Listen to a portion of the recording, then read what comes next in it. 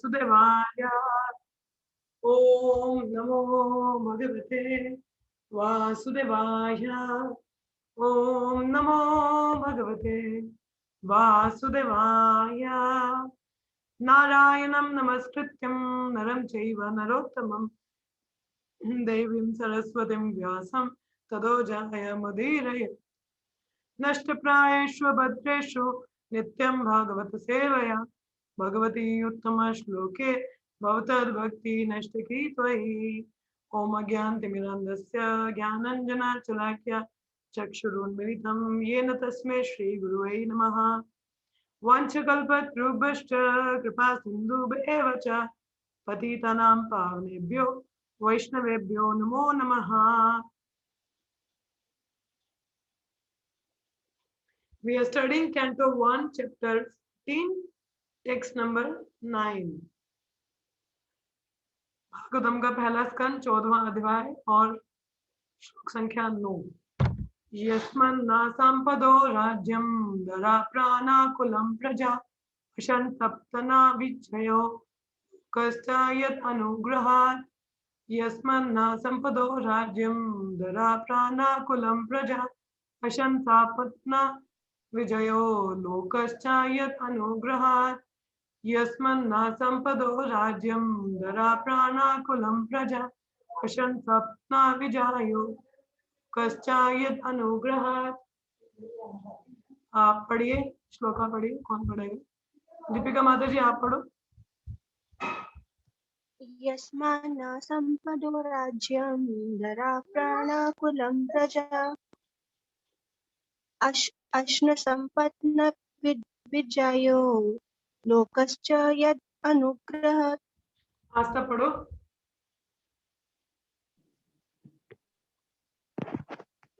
यस्मन्ना संपदो राजं धरा प्राणाकुलं प्रजा असां सपत्न विजयो लोकश्चायत् अनुग्रहात्। जय माता जी पढ़ो। यस्मन्ना संपदो राज्यं दरा प्राणाकुलं प्रजा आसन् सप्तना विजयो लोकश्च यद् अनुग्रहात्। Word to word meaning. Yasmat, from whom, Naha, our, Sampadaha, opulence, Rajyam, kingdom, Daraha, good wives, Pranaha, existence of life, Kulam, dynasty, Praja, subjects, Asan, have become possible, Sapatna,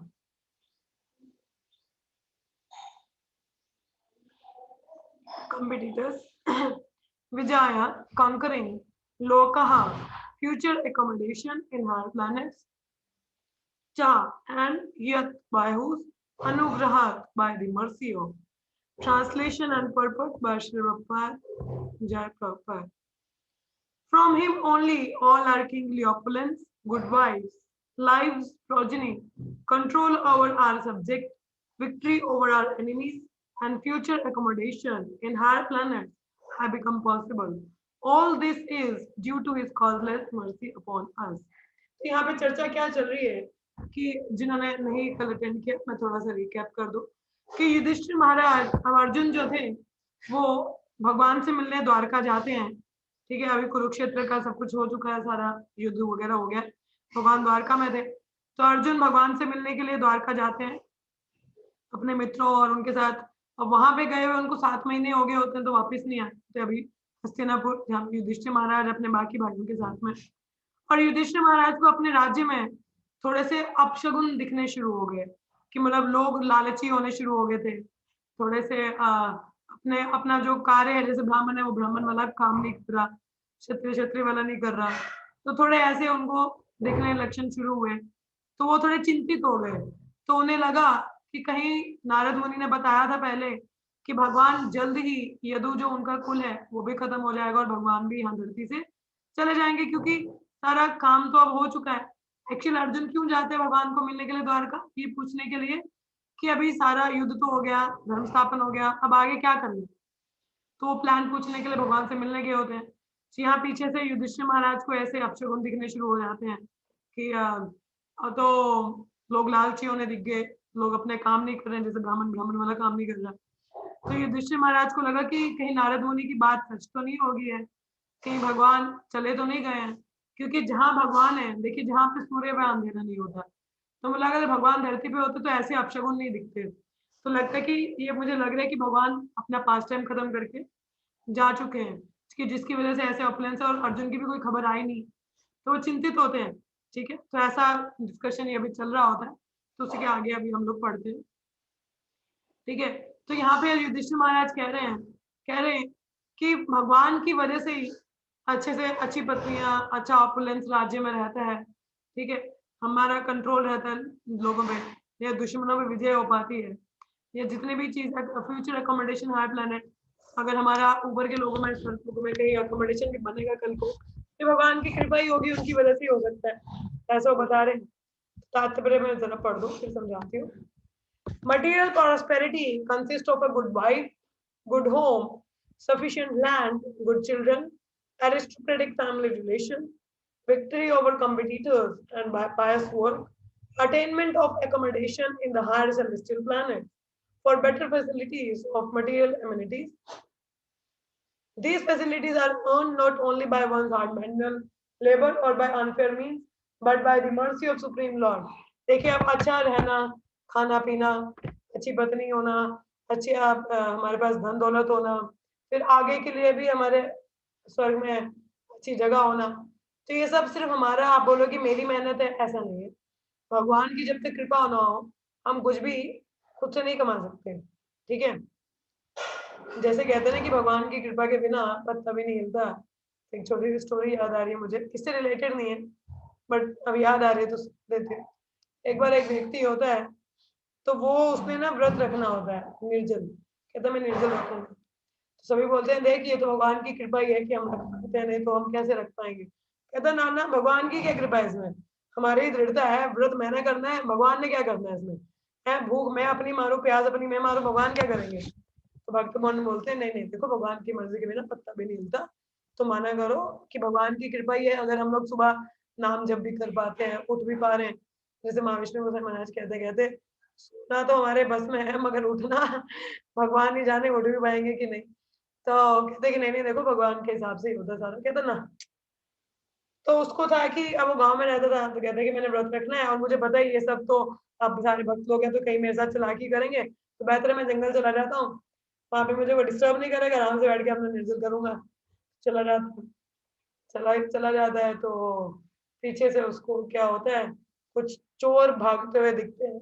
ठीक है, चोर भागते हुए दिखते हैं, एक व्यक्ति भाग रहा होता है बहुत ज्यादा गहने वगैरह लेके, तो नहीं गहने वगैरह लेके नहीं, एक व्यापारी होता है बड़ा सारा, उसके पास सोना पैसा वगैरह होता है, खाने पीने का मान पानी भी होता है। वो एक जगह पेड़ के नीचे रुकता है, मैं खाना शाना खा लूं, तो मैं जरा फिर उसके बाद थोड़ा फिर आगे चलूंगा, थोड़ा रेस्ट करके, ऐसे बड़े होते हैं उसके पास।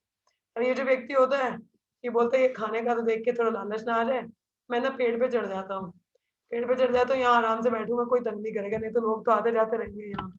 वो पेड़ पे चढ़ के बैठ जाता है, नीचे देखता है व्यापारी होता है, तो उतने में क्या देखता है, एक गिरोह आता है डाकुओं का, गिरोह आ जाता है डाकुओं का, पकड़ लेते हैं। व्यापारी अकेला होता है, इतना धन दौलत होता है, उसको मार काट, वो मारते क्या है, वो व्यापारी भाग जाता है, व्यापारी तो भाग जाता है, मगर उसकी धन दौलत खाना शाना वहीं पे पड़ा होता है।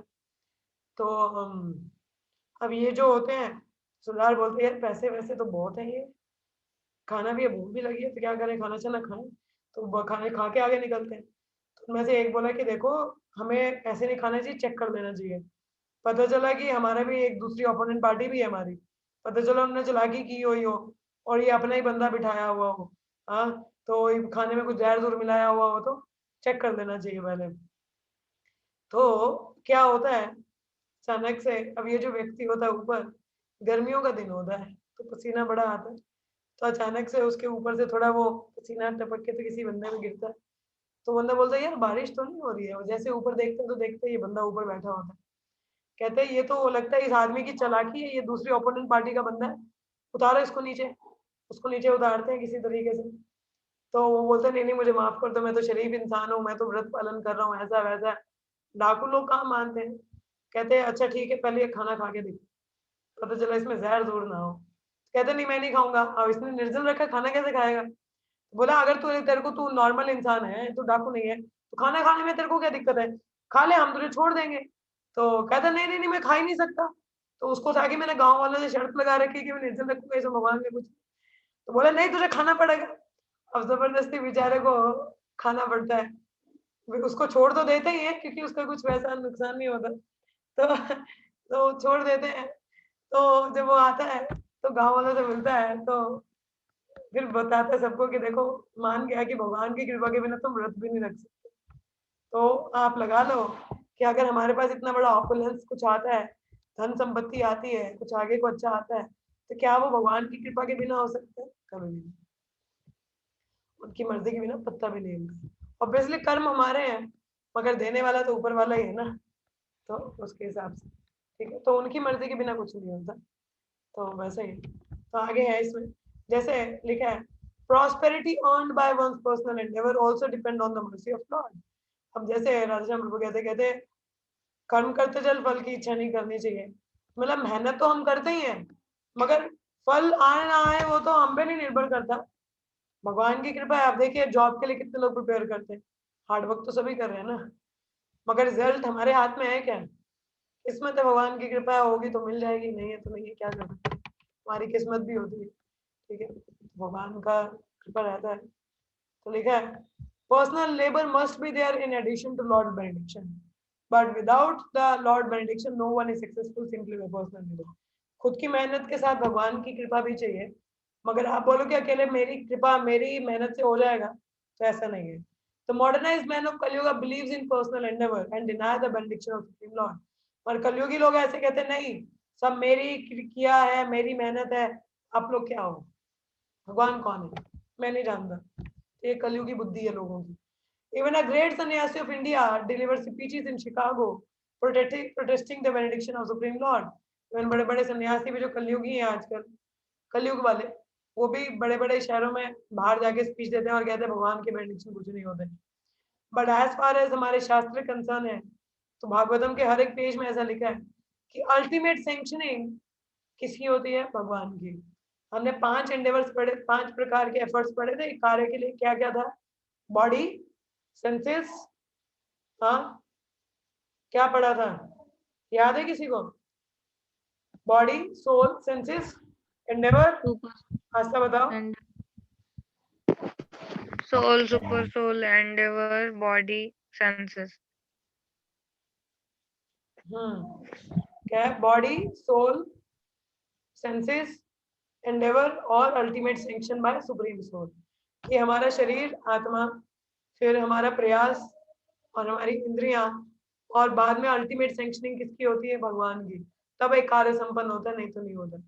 तो अल्टीमेट सैंक्शन भगवान की वजह से, भगवान से ही होती है। ठीक है, so Maharaj Yudhishthira admit this truth in a personal success. तो युधिष्ठिर महाराज इसको मानते थे कि नहीं ये सच बात है। And it behooves one to follow in the footsteps of great king and devotee of Lord to make life a full success. तो अगर हमें भी सक्सेस चाहिए तो हमें भी युधिष्ठिर महाराज की तरह मानना चाहिए कि नहीं, भगवान का हाथ है हर चीज के पीछे और उनकी कृपा के बिना कुछ नहीं हो सकता है। कहते हैं ना, वो कौन सा भजन है, करते हो तुम कन्हैया मेरा नाम हो रहा है। क्या क्या क्या स्टार्टिंग है, मुझे नहीं याद है, किसी को आता है ये? माता क्या जी भजन है? मेरा क्या है? मेरा आपकी कृपा से सब काम हो रहा है।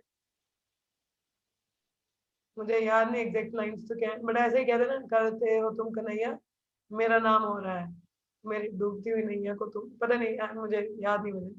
तो मगर आप लोगों ने सुना होगा ये, तो उसमें भी कहता है कि भगवान आपकी कृपा से हो रहा है, मैं तो बस काम कर रहा हूँ, मगर फल तो आप ही से है ना।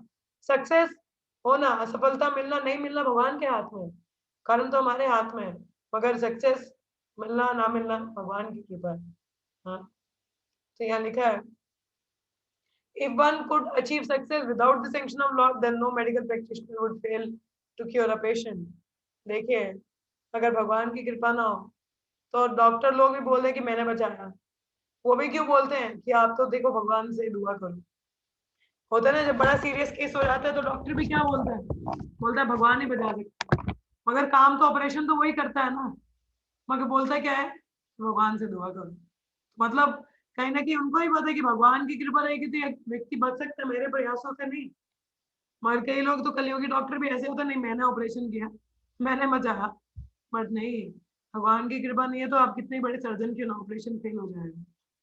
तो भगवान की जरूरत तो है।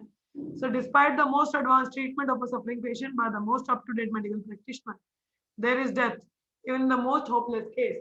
Without medical treatment, the patient is cured substantially. कहीं कहीं पे इतना बढ़िया इलाज, इतने बढ़िया डॉक्टर, फिर भी पेशेंट मर जाता है, मृत्यु को कौन टाल सकता है। और कभी कभी तो इतना होपलेस केस है फिर भी व्यक्ति बच जाता है क्योंकि भगवान की कृपा। Therefore, the conclusion is that God sanction is the immediate cause of all happening, good or bad. कि भगवान की सैंक्शनिंग तो हर चीज में जरूरी है, चाहे वो सही हो गलत हो, तो हर चीज में भगवान का सैंक्शन होता है। तो any successful man should be really grateful to the Lord for all he has achieved.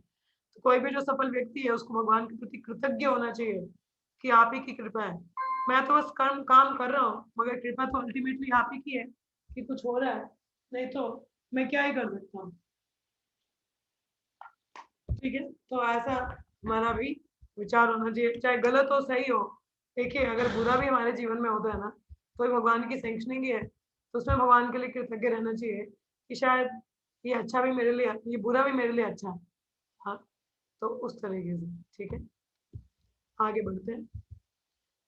पाश्युतापतन्नराव्याघ्रा, जैसे मैं बताऊं कि बुरा भी अच्छा है, कहने का अर्थ ये है कि भाई हम लोग कष्ट के द्वारा गुजरते हैं, है ना, तो हम भगवान को बोलते हैं मैं तो आपका भक्त हूँ, मेरे को कष्ट क्यों दिए, मेरे साथ बुरा क्यों हो रहा है। जनरली हमारे मन में ऐसे विचार आते हैं। आप बोलोगे भगवान चाहते ही है कि मुझे बुरा मिले, भगवान नहीं चाहते हैं, बट कहीं ना कहीं जैसे गोलगोपाल प्रभु कहते हैं कि with the difficulties one should not go through the difficulties, one grows through the difficulties. कि जब मुसीबतें आती हैं तो हम ग्रो करते हैं वहां से।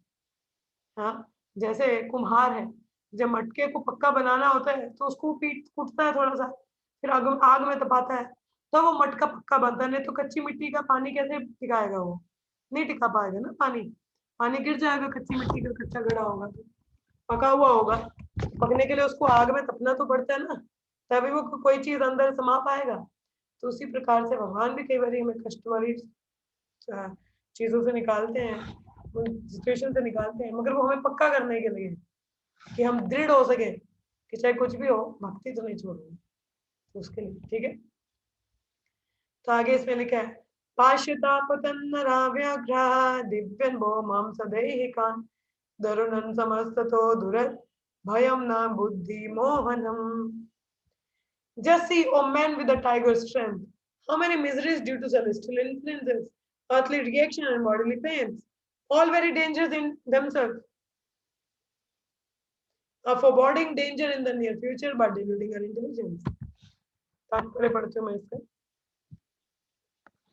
Material advancement of civilization means advancement of the reaction of threefold material miseries due to celestial influence, earthly reaction and bodily or mental pains. हम कितने ही एडवांस कर लें भौतिक जगत में, उसका रिएक्शन तो तीन गुणों का, ये जो मिजरीज है वो और ज्यादा बढ़ती है, चाहे वो हमारे कर्म है, शरीर का दुख है, मन का दुख है, व्यक्ति विशेष से दुख है। भौतिक जगत में कुछ भी एडवांसमेंट कर लो दुखों से बच नहीं सकता। By the celestial influence of the stars there are many calamities like excessive heat। देखो ग्रहों से भी कई बार हमें होता है ना तकलीफें, कई बार बड़ी गर्मी पड़ती है, कई बार बड़ी ठंड हो जाती है, कई बार बड़ी बारिशें होती है, जिससे एपिडेमिक होती है, बीमारी फैलती है। The aggregate result is agony of the body and mind। तो रिजल्ट क्या है, शरीर और मन से तकलीफ। Man-made material science cannot do anything to counteract these threefold miseries। हमारी जो साइंस है क्या वो इतनी एडवांस है कि हमें कोई तकलीफ ना हो, नहीं। There are all punishment from the superior energy of Maya under the direction of Supreme Lord। Therefore, our constant touch with the Lord by devotional service can give us relief without our being disturbed in the discharge of our human duties। तो देखिए, मगर यदि हम भगवान के साथ संपर्क में रहते हैं हर समय, तो चाहे कितनी भी तकलीफ क्यों ना हो उनको झेल सकते हैं, है ना। कभी कभी हम अपने पार्टनर को बोलते हैं ना, जो साथ तुम्हारा तो फिर क्या है डरना हमारा, फिर क्या है डरना, हाँ मतलब तुम जो मेरे साथ हो फिर किस बात का डरना। मगर भौतिक जगत के लोग आपको नहीं बचा सकते भाई, तो भगवान का संग होगा तो फिर डरने की बात नहीं है, ठीक है। अगर तुमने भगवान ने हमारा हाथ थाम लिया फिर कौन ही हमें हाँ, कौन हमें तकलीफ दे सकते, कोई नहीं। अगर हमने भगवान का हाथ ही छोड़ दिया क्या होगा? जैसे जब हनुमान, जब ऐसे ही बैठे थे सारे लोग कि क्या करना है, लंका कैसे पहुंचना है, तो अब देखिए हम जब फ्री होते हैं तो जनरली हम लोग नाम लिखते हैं कुछ, या कॉपी पे कुछ ऐसे कुछ लिखते हैं। जनरली क्या लिखते हैं, जो हमें चीज पसंद हो, कुछ ऐसा हो। मुझे भी आदत है, मुझे जनरली अपना नाम लिखना पसंद है या हरे कृष्ण लिखना पसंद है, तो या फूल पत्तियां बनाना पसंद है वेले बैठ के, तो जनरली ऐसा होता है। तो हनुमान जी भी फ्री थे उस टाइम पे, सोच रहे थे, सभी विचार कर रहे थे क्या करना है। तो उन्होंने एक पत्थर लिखा, वहां पे क्या नाम लिखा, क्या लिखा, राम। क्योंकि हनुमान तो राम के बिना किसी के बारे में सोचते ही नहीं थे। राम लिखा तो नदी में, समुद्र में रखा, तो देखा ये तैरने लगा। तो उनको साइंस का पता चल गया, यार ये तो पत्थर तैरते हैं भगवान के नाम से। उन्होंने बाकी पत्थर भी डाले तो डूब गए, भगवान का नाम वाला देखा तो तैर रहा था। तो देखा अरे ये तो बढ़िया है, ये तैरने लग गया। तो उनको पता चल गया, तो नीचे पुल बनना शुरू हो गया।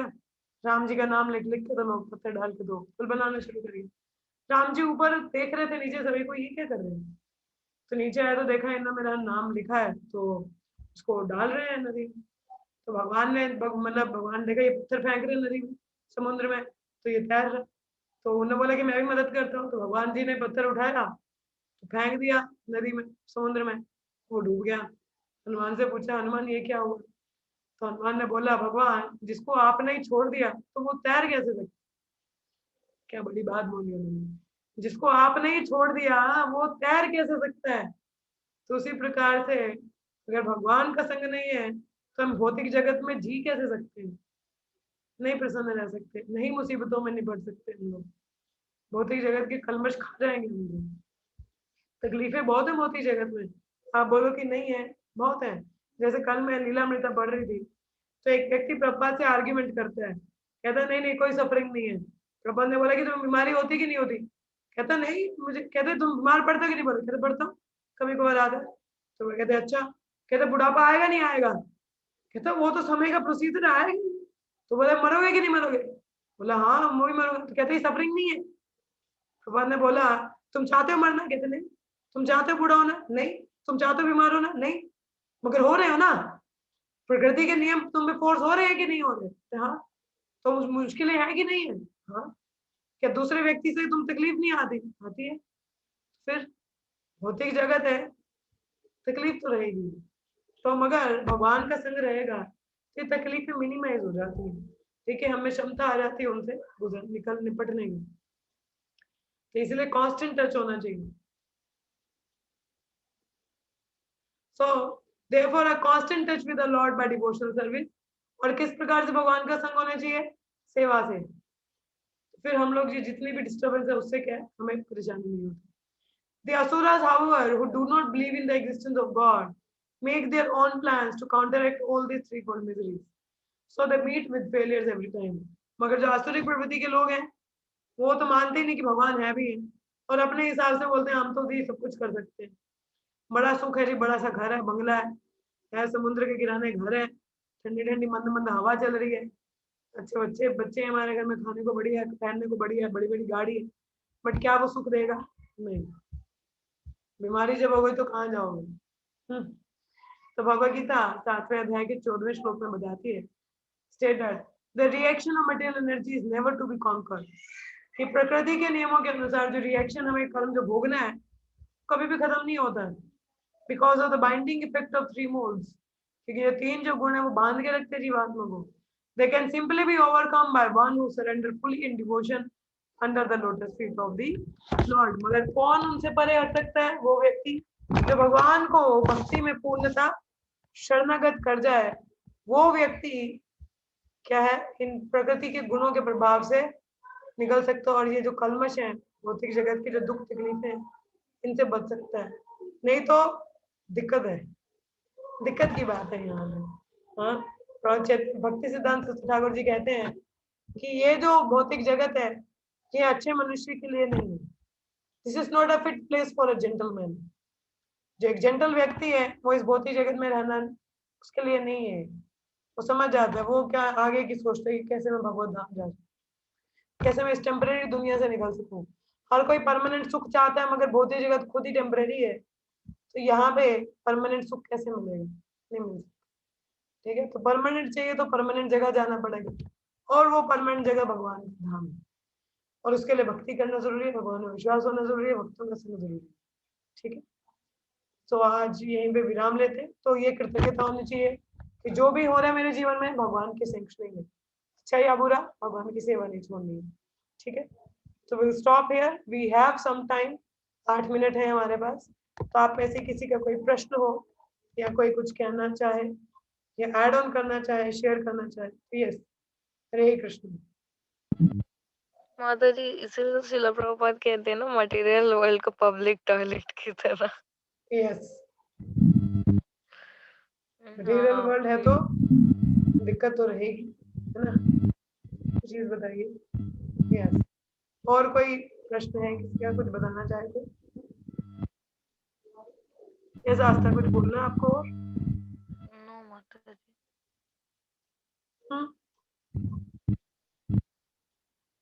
नो, समझ में आया सभी को क्या पढ़ा हम लोगों ने?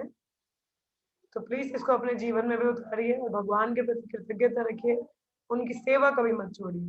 ठीक है, तभी व्यक्ति सुखी रह सकता है, और भगवान के कांस्टेंट संपर्क में रहना, मगर कैसे? सेवा करते हुए। कैसे? सेवा करते हुए, उनको स्मरण करते हुए, भजन कीर्तन करते हुए, उनके बारे में चर्चा करते हुए, फिर इंसान व्यक्ति सुखी रह सकता है, नहीं तो फिर दिक्कत है। ठीक है, चलिए फिर यहीं पे विराम लेते हैं। 3 बार हरे कृष्ण महामंत्र का जप करेंगे। हरे कृष्णा कृष्ण कृष्ण हरे हरे, हरे राम राम राम हरे हरे, हरे कृष्णा कृष्ण कृष्ण हरे हरे, हरे राम राम राम हरे हरे, हरे कृष्णा कृष्ण कृष्ण हरे हरे, हरे राम राम राम हरे हरे। ग्रंथ श्रीमद् भागवतम की जय, श्रीपाद की जय, ऑल द सिंबल डिवोटीज की जय, पाद की जय। Hare Krishna. Thank you so much, see you all in the evening for Bhagavad Gita class. शाम को मिलते हैं। हरे कृष्ण, हरे कृष्ण।